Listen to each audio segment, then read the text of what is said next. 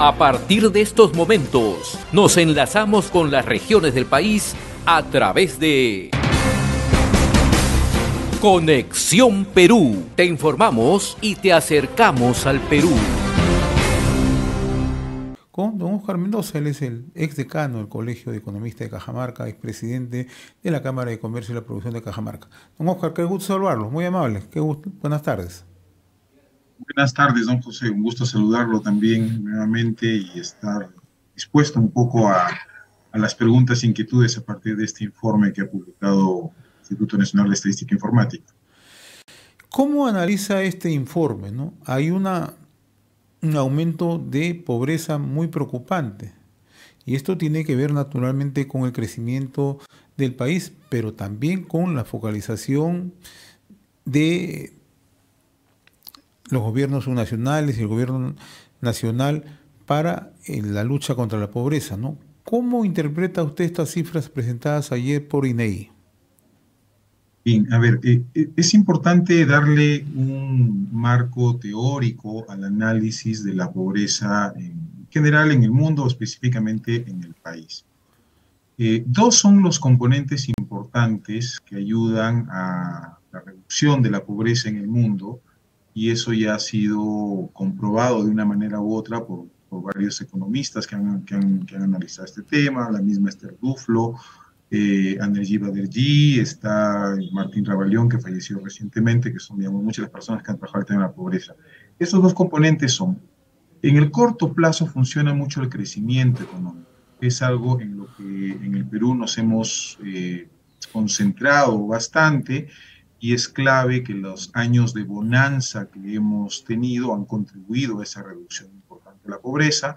Hay muchos documentos que evidencian esto en el transcurso de los últimos 10 años. Pero el segundo componente, que es uno de los que no les hemos dado importancia por ningún gobierno, ni por la sociedad civil, ni por la prensa, es el tema del capital humano. El capital humano es la formación, tanto general como específica, para que las personas puedan desempeñar una tarea productiva. Y este rol importante de formación de capital humano, que está dado en términos generales por el sistema de educación básica del país, y en términos específicos, tanto por el sistema universitario como por el sistema de formación técnico-productiva, es algo que ha sido completamente descuidado en los últimos 30 años. Y en realidad lo más interesante del análisis de la pobreza no es la subida de las tasas de la pobreza, sino es cómo hemos perdido ciudadanos no vulnerables a la pobreza y cómo hemos mantenido la vulnerabilidad de la pobreza a lo largo del tiempo. Y eso es justamente el tema de sostenibilidad, es decir, la formación de capital humano ayuda a sostener el crecimiento más allá de los choques que podríamos tener eventualmente por una crisis internacional, por una pandemia o por la inestabilidad política que ha tenido el país en los últimos años. ¿Qué es lo que le ha pasado al país? Lamentablemente, aparte de la pandemia, nos ha venido todo el tema de inestabilidad política, que ha terminado finalmente pegando en el otro indicador que es clave, es decir, el crecimiento económico solamente se consigue por incremento de la inversión.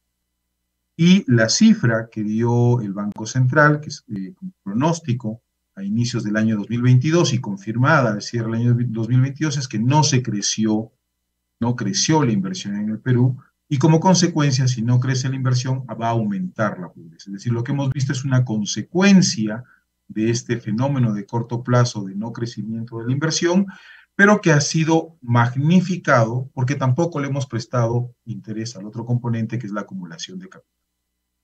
Y esa es un poco la explicación desde un marco teórico más claro para comprender por qué la pobreza ha aumentado en el país. Subsecuentemente, la inestabilidad política ha tenido como efecto la baja ejecución presupuestal. Y esa baja ejecución presupuestal, evidentemente, si bien apalea en algo los temas de pobreza en el país, pero han terminado siendo ineficiente durante el año 2022 y como consecuencia el impacto se ha visto reflejado en esta situación. Mucha de la inestabilidad política también tiene que ver con la propuesta que ganó las elecciones las últimas elecciones nacionales, por presidente y por Congreso, que ha tenido ese efecto claro en el incremento de la pobreza en el país. El otro aspecto importante que has tocado en tu en tu pregunta, es que justamente los departamentos que más han incrementado la pobreza son los departamentos donde ha existido mayor vulnerabilidad y donde hay menor formación de capital humano, y fundamentalmente eso está concentrado en la Sierra del Perú. Y esta Sierra del Perú, lo que ha sucedido es que antes de la pandemia, de cada pobre que había en la Sierra del Perú, menos de uno, para ponerlo en términos proporcionales, era un pobre extremo. Y lo que tenemos ahora es que la mitad de los pobres que hay en la Sierra del Perú son pobres extremos, es decir, su condición ha empeorado.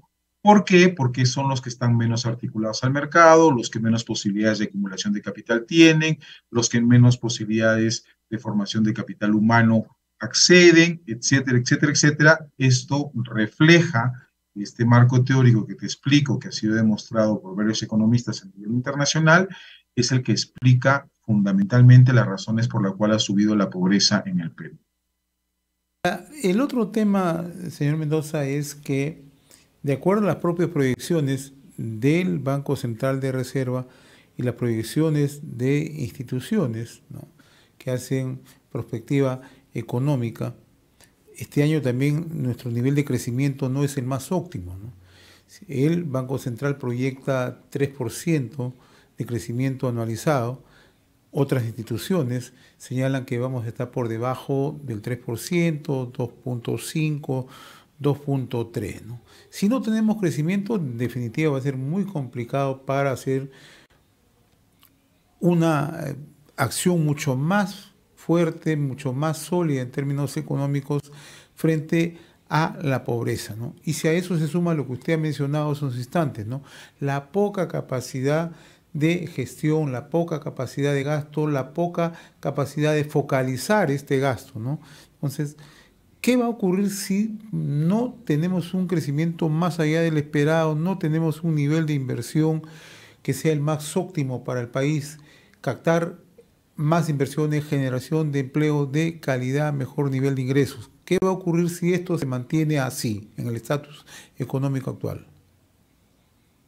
Bien, a ver, el tratar de pronosticar un poco lo que va a suceder en función de las condiciones que ha proyectado el Banco Central de Reserva es un poco difícil, complicado y retador. Lo que te puedo manifestar es un poco qué es lo que suele suceder en la Sierra del Perú, que es uno de los casos que he estudiado más. Y más allá del crecimiento económico, el motor fundamental, es decir, lo que explica la reducción de pobreza, es que existe inversión privada. ¿De acuerdo? Y la inversión privada es inversión en acumulación de capital físico para que facilite el crecimiento, por supuesto, pero también facilita la generación de valor agregado. Esta generación de valor agregado se transforma en mayores ingresos y, por lo tanto, en reducción de la pobreza. Es decir, el motor, más que crecer por crecer, es la inversión privada.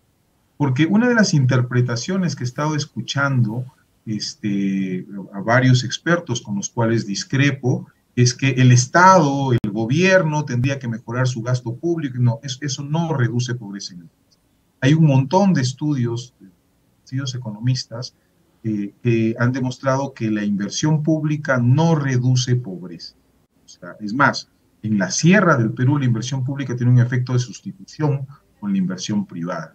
Esa es la evidencia que existe en nuestro país. Por lo tanto, el planteamiento es claramente, en el corto plazo, tenemos que generar condiciones para que exista inversión privada que mueva el crecimiento y que reduzca la pobreza. En la Sierra del Perú, más o menos, la elasticidad que tenemos es la siguiente, es decir, por cada punto porcentual que crece la inversión privada, más o menos la pobreza se reduce en 0.5 puntos porcentuales. Es decir, esa es la llave que...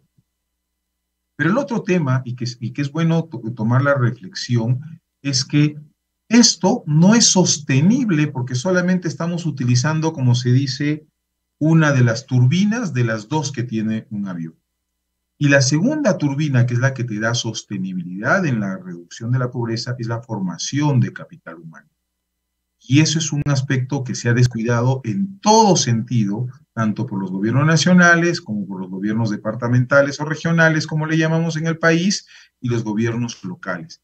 Y mientras no miremos esta situación, la exposición a vulnerabilidad de la pobreza va a ser mucho mayor. Entonces, en Perú no solamente tenemos que concentrarnos en luchar contra la pobreza extrema y la pobreza general, sino también tenemos que buscar generar condiciones para reducir el tamaño de la vulnerabilidad. Si tú sumas a los pobres más aquellos que no son pobres, pero que están en situación de vulnerabilidad, tenemos a 6 de cada 10 peruanos. Que un país no es sostenible teniendo a 6 de cada 10 peruanos en una condición de tener que conseguir el día a día para poder sobrevivir. Y eso no es posible, y por eso es que tenemos que pensar en realizar cosas completamente diferentes a las que hemos realizado en los últimos 30 años. El otro tema, la pobreza se incrementó en 15 de las 25 regiones en el año 2022 y Cajamarca mantiene un alto índice de pobreza, ¿no? Está considerada entre las regiones más pobres del país. Usted conoce muy de cerca la realidad de Cajamarca. ¿Qué ha ocurrido allí? Se redujo hace 2 años unos puntos porcentuales, nuevamente ha vuelto a incrementarse estos índices de pobreza. ¿Cuáles son las razones de fondo en el caso Cajamarca? Las razones de fondo en el caso Cajamarca son exactamente las mismas que en el caso nacional. ¿Ya?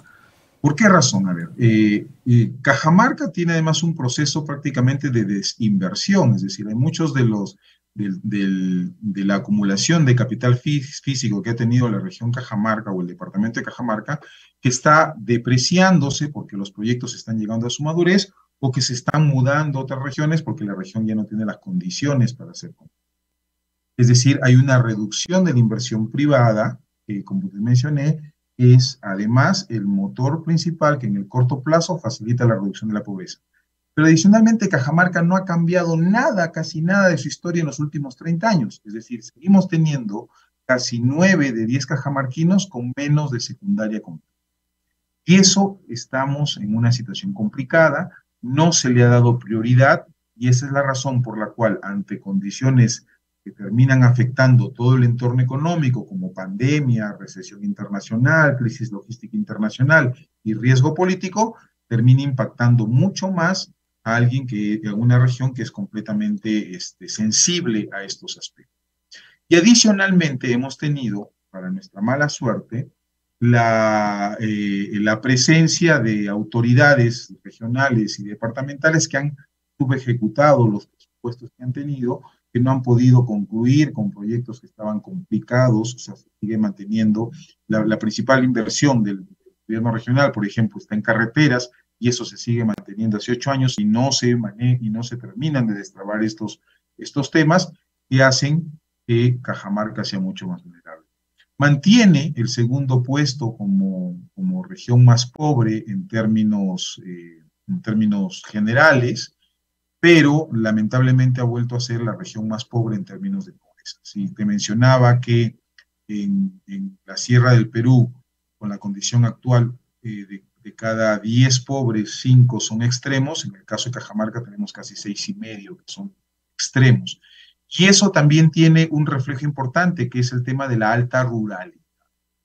Y aquí hay una de las estrategias, y me atrevo a comentarla, que existen unos 2, 3 trabajos de Martín Ravalión, sobre el tema de 2 políticas que no se discuten en el tema de la lucha contra la pobreza porque suele generar, digamos, mucho miedo, pero creo que son 2 políticas que terminan de ayudar en el tema de reducción de la pobreza cuando se tiene una alta ruralidad.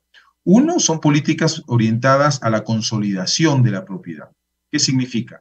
Que son políticas que buscan que en lugar de que se fomente el minifundio con la concentración, de una generación a otra, con la mayor cantidad de hijos que se tiene, es una política que busca, de alguna manera u otra, la propiedad termine concentrándose de tal manera que rompamos algo que viene sucediendo en el Perú desde hace 30 años, y en especial en Cajamarca, que es el minifundio. Ese es un tema importante. Y el segundo aspecto importante son las políticas de migración hacia la ciudad. Es decir, que las ciudades tienen que prepararse para recibir a personas del ámbito rural para brindar los servicios que se tienen que brindarles en condiciones adecuadas, con vivienda económica, con servicios. ¿Para qué? Para que la generación que viene se forme, ¿no?, mejor, acumule un mayor capital humano y se rompa la pobreza. Lo que hemos estado haciendo desde el gobierno regional, desde las municipalidades y desde el gobierno nacional es incrementar los incentivos para que la gente se quede en el campo y se incremente el minifundio, que es algo que no te hace competitivo. Y valga los resultados de este informe de pobreza del INEI para discutir estas políticas que lamentablemente no son populares porque a la clase política no le interesa discutir estos temas, pero que desde el punto de vista de la ciencia económica ha funcionado en otros ámbitos y que tenemos que estudiar y reflexionar si puede funcionar también en el contexto que nosotros tenemos en la sierra peruana. Así como están las cosas en Cajamarca, ¿podemos ser optimistas de mejorar en algunos puntos la pobreza en los próximos años? ¿O vamos a tener que hacer toda una reingeniería social y económica? Bien, yo creo que hay pasos simples que hay que seguir. O sea, ni Cajamarca ni el Perú está en condiciones de seguir aguantando un entorno político inestable, ¿no? Y tenemos que dar una salida a ese. O sea, ¿por qué razón? Porque en el corto plazo lo que necesitamos es inversión extranjera directa, porque en el país no es capaz de ahorrar lo que necesita para crecer. Y en un entorno inestable no vamos a tener esas condiciones. Nuevamente, valga el informe para empezar a discutir estos aspectos. Y un segundo aspecto que en Cajamarca sí se ha avanzado, pero lamentablemente ha quedado frenada con la nueva gestión del gobierno regional, es el plan educativo regional. Se propuso hacia el año 2036. Este es un instrumento importante que no se le está dando, digamos, la relevancia del caso en la gestión actual, pero que ya se plantea una ruta de cómo es que se puede mejorar el sistema educativo en Cajamarca. En el corto plazo, probablemente este año, dicho, dentro de 12 meses más, vamos a tener una situación similar o de mantenimiento de las condiciones de pobreza o de incremento. Porque esto no es el resultado de un año, este es el resultado de una acumulación de eventos que ya se ven reflejados finalmente en la estadística. Esta acumulación de eventos viene no solamente desde el momento de la pandemia, sino, como te mencioné, viene de un descuido de la clase política por estos aspectos importantes que generan superación de la pobreza. La reducción del crecimiento viene desde el gobierno de Ollantumala, no es algo que viene recientemente, probablemente ha estallado con el señor Castillo y con la señora Boluarte por el tipo de propuesta que se plantearon ante inversión privada y demás, pero es algo que ya se viene acumulando. La reducción del crecimiento viene desde el gobierno de Ollantumala. La pandemia ha terminado golpeando, la crisis logística ha terminado golpeando de manera adicional y la inestabilidad política ha venido a ser como la estocada final para que se empiece a reflejar en las cifras agregadas esta pérdida de ruta que hemos tenido. Entonces, recuperar todo eso va a costar bastante.